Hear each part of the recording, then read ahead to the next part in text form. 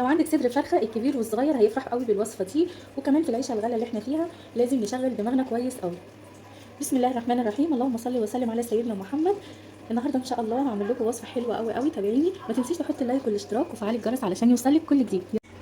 هنجيب صدر الفرخه بتاعنا وهنقطعه في حتت صغيره على قد ما نقدر.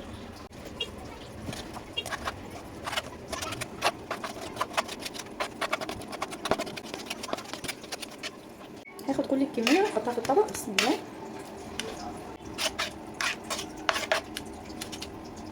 وخلاص كده بعد ما شطفتها شطفه كويسه، معايا 3 بصلات هقطعهم حتت صغيره.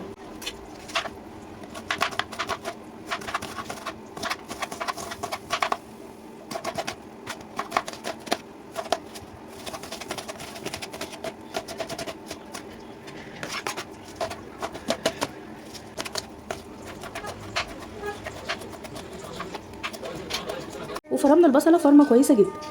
هحط حبه من الملح عشان البصله تدبل معايا بسرعه. فضلت اقلب في البصل لحد ما لونها يتغير علشان ما تبانش في الاكل.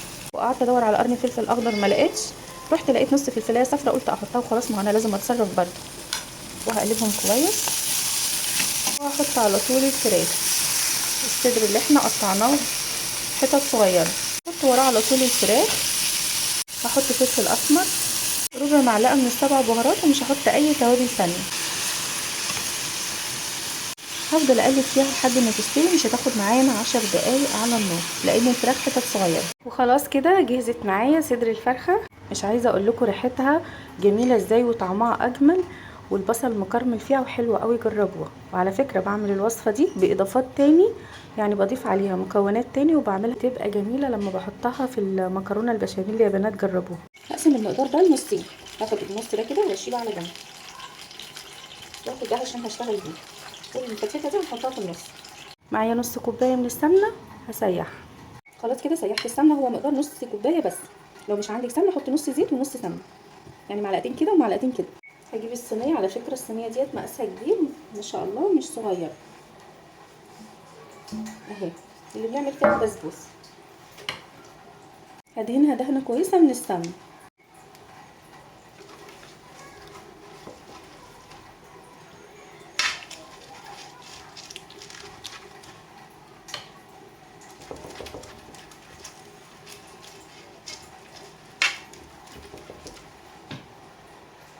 هاخد ورقتين ورقتين، بسم الله، واخلي الاطراف بره.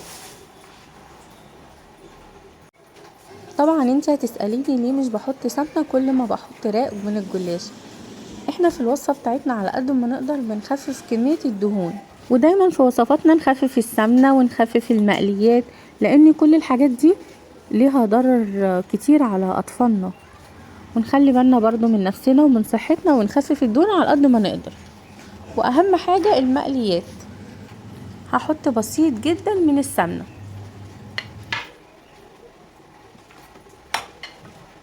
خلاص شايفين الخطوه دي؟ احنا عايزين نعملها زي الفطيره، هناخد كل الحاجات دي ونحطها من تحت. خلاص كده دهنتها دهنه كويسه، وهنزل كميه الفراخ كلها، الصدر اللي احنا عملناه.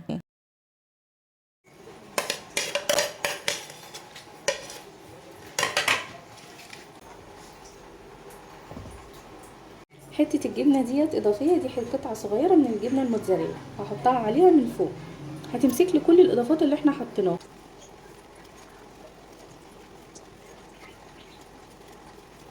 خلاص بشرتها بالسكينه حتت صغيره علشان تملى المكان كله. هنبتدي في الجزء التاني.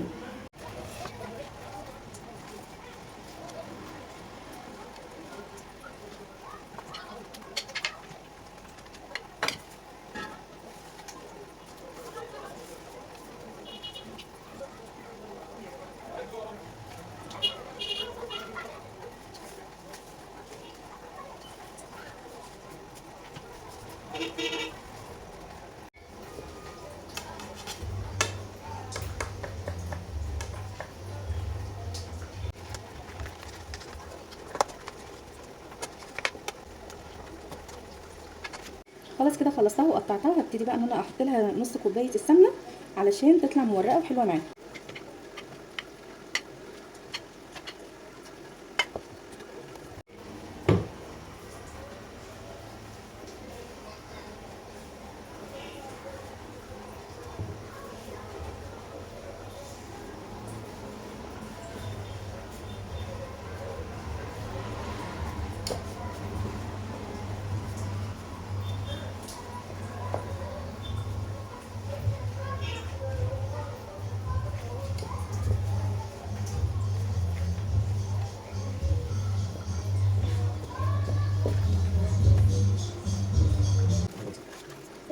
كفايه كده اهي ما شاء الله. خلاص كده جهزتها معايا، وفاض كمان معلقتين سمنه. هدخلها الفرن على درجه حراره 180 ربع ساعه، وهنخرجها على طول من الفرن. علشان تكون موفره معايا اكتر مش هنحط لبن، نص كوبايه من الشوربه، هحط رشه بسيطه من الكركم والبضايه، هقلبهم كويس واحطهم على الجلاش، لان الجلاش ما سبتوش يستوي قوي، يا دوبك يتشمع يعني يستوي من تحت بس.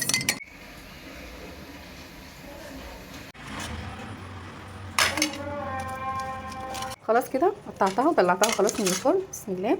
على فكره انا عملت جنبيها سلطه ومكرونه سباكيتي.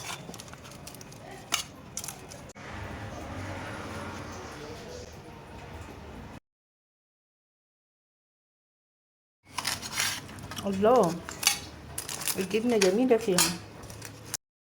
يا رب تكون وصفتي عجبتكم. انزلي دعميني باللايك والاشتراك وفعلي الجرس علشان يوصل لكم كل جديد. مع السلامه.